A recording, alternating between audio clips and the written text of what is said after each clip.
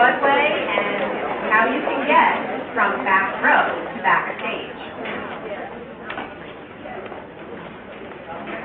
Hi everyone, I came thinking this was a support group for Broadway. Learning that it's not. My name is Brian Stoll. I'm from West Islip and I'm a theater addict. Probably been about a month and a half since seeing my last show with To Kill a Mockingbird. By show of hands here, how many people have seen the Broadway show? Okay. Now by show of hands, how many libraries have I presented as of yours? Okay, that's a pretty decent amount. Recently I was highlighted, which was a great thing, in Newsday about 2 weeks ago, about my passion for theater. I started at Binghamton University, where I graduated with my bachelor's degree in human development, and it was around that time that I fell in love with theater. It was the fact that I found out that with my student ID, I can get cheap tickets to Broadway. So I jokingly say I had to schlep all the way to Binghamton to find Broadway. And since then, I was working in the library at Stony Brook University, and we were given a chance to give a 20-minute talk about something we were passionate about. And so I was thinking, well, what can I talk about? And I was like, ooh, the playbill. It's a primary document. And so I made a 20-minute talk about the playbill, and it went very well that people said you should take it on the road. And since then, that was a few years ago, I've presented at around over 40 libraries across Long Island. I'm making my way into Jersey. I made it out of Jersey safely, which is always a good thing.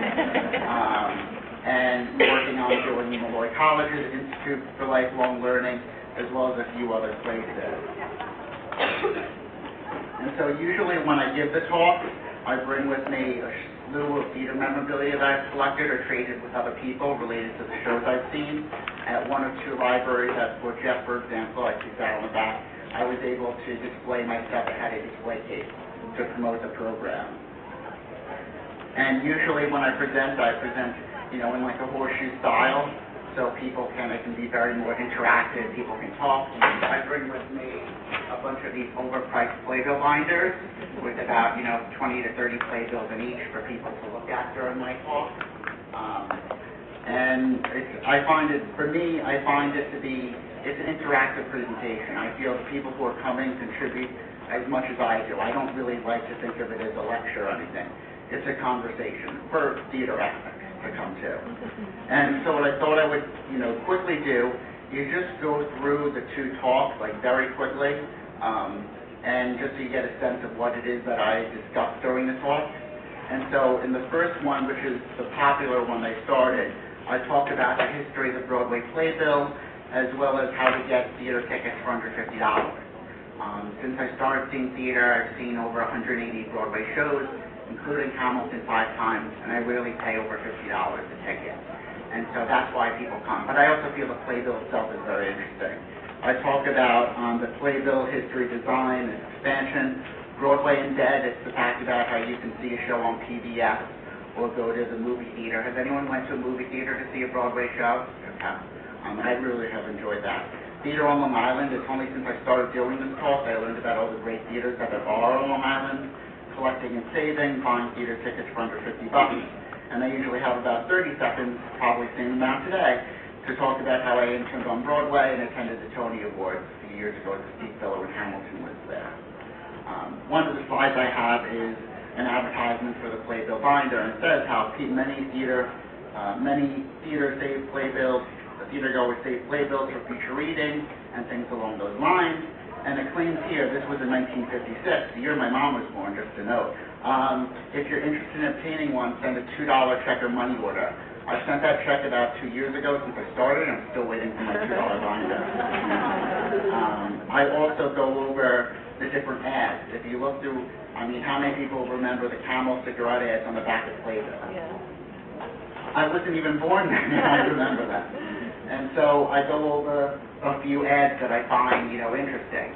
The one on the very top left there is the male and female, and it shows a male and female, and it's very flirtatious. And it says that's the other one. It says what to wear on Sunday when you won't be home till Monday. And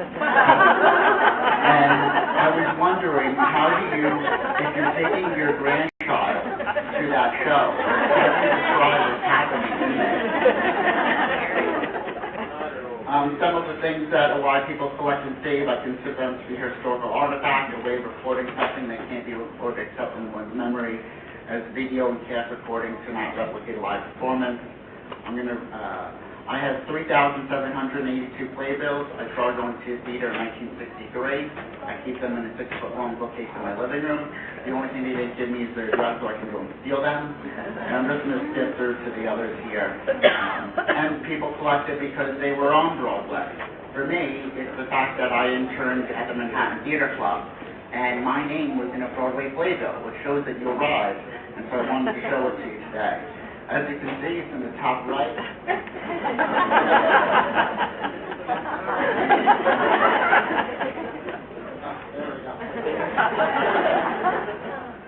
Usually gets an applause, but I guess. And then about how people have all these playbills, and probably many of you don't know what to do with them. So many people have thrown them out, and what I've been doing is trading and selling them to people across the United States all the way to Australia. Here's one person's playbill collection that they gave me that I wound up selling. It's 52 binders with around 1,000 playbills. Some of the things I go over are about Russian shows, how to rush tickets. I talk about that. I talk about the in-person lotteries. I talk about the digital lotteries, which all of you can enter. I'm going to show you, let's see if this works. Well, I'll go back, if I have time, I'll go back to that video. In the second talk, I go about the stage door experience, and I talk about the importance of theater fans, repeat attenders. These are people who will see a show. There is a gentleman who has seen Rent over 1,000 times. I mean, I can only I've seen Hamilton 5 times, and that's enough. And just various other things that I go over. I talked about Edward Forrest, who's the first famous Broadway star from the 19th century, and at the age of 20, he was making $200 a night, and he was one of the highest grossing theaters. I talked about the different theater fans, like a band at Dearborn Hanson. As I mentioned, the repeat attenders. These are people, for example, you have Sally here, who has seen a Jersey Boy 675 times, and that was at least a couple years ago.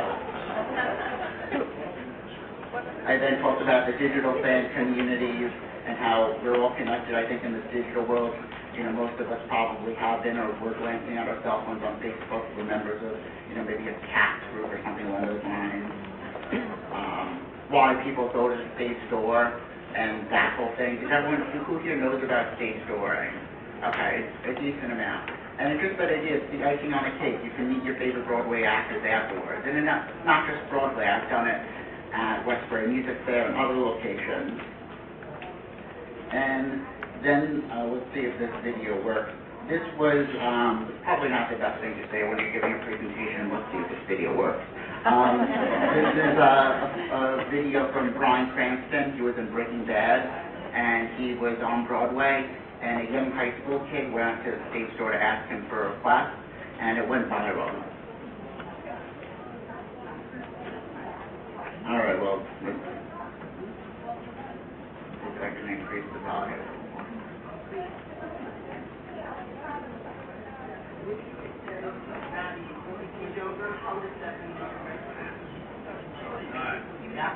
Okay. Maddie, you don't go to the bronze step. Maybe your best course of action. Maddie, would you go to prom with me? You don't go to the bronze step. Maybe your best course of action would be to tread lightly. Maddie, would you go to prom with me? I don't think there's anything that Walter White, and if she did say no, then, Here, tell me. But I cried for it. And afterwards, what he wound up doing is it went viral. He reached out to them via Twitter. They didn't live in New York. He flew them out. He paid for hotel accommodations, put them up, gave them dinner and a backstage tour of the theater after the show. So you never know what can happen. There was one Broadway actor who told me at a Stage Door that what he does is when Michael Park, a soap opera actor, when he finds out that it's your first time seeing a Broadway show, going to the stage door, he'll invite you backstage to give you a tour. So now when I go to that theater, he says, "Hi, I'm Brian. This is my first time at a Broadway show." Responding to fan mail, another way that I get all my autographs and the playbills is by sending letters to the theaters. And so I have, different people who responded, and I have responses, as the Newsday article says, from people like Cal Burnett and Brian Dennehy, and things along those lines. Yes, I'm still young enough to know them. And let's see, here we go. And then if I have time, I talk about the fact of my Jersey Boys story about the Newsday, where I went to see Jersey Boys at Westboro Music Fair, and it was a very serendipitous experience that I had. So what I want to see is try and have my last video, and I have, if I don't get to mention or show you, a Facebook page. My last name is Stoll, so it's called Stoll the Show. And I post all the upcoming libraries and places I'm going to present at. And let's see if I can show you this video. I did a Broadway Secret Santa a few years ago, and I was given this girl, Michelle, from Chicago. She said her favorite show was The Gentleman's Guide to Love and Murder, and her favorite actor was Jefferson Mays. And so I sent him a fan mail letter, and he actually responded. One day, all of a sudden, I checked my phone, and I have a video in a text message form. It was him in character. I sent this to her, asked her to post her reaction, and I made a reaction video out of it. Let's see if it works here. Hope you enjoy. I'm really excited and a little nervous, to be honest, but yeah, about to press play. Hello, Michelle. Oh my God. It's all down Well, you could have told me that it wasn't on the screen. That's not really too kind of you there.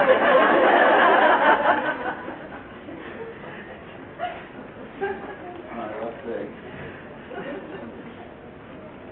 All right, please work. Please work. If it doesn't, did the Michelle, did the other video work? Yeah, the other video worked. There's a 48th Street in Broadway, New York City, also known as Ivers Castle. Your lovely Secret Santa has importuned me to wish you a Merry Christmas, Happy Holidays, Happy New Year, and more. I understand you're a lovely girl and have been a great friend to our show. It's been lovely to see you again.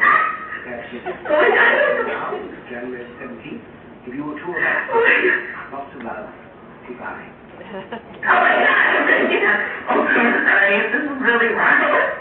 Oh my God, oh my God, oh my God, oh my God, oh my God.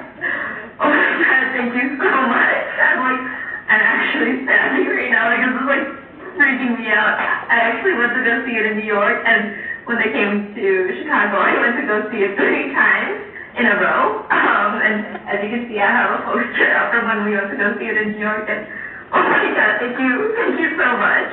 And I'm going to stop the video before I start actually crying. Bye, and thank you again so much. And so, as you see, which you could also see in the Newsday story, all the different actors I met at the stage door on Broadway. And as I mentioned, I do have a Facebook page, Stoll the Show. So even if you like this, little presentation I gave, you can go on and give it a positive review. If for some reason you didn't like it, you can go to Steal the Show. I think it's a hair salon in Oregon. And you can post whatever you want about it.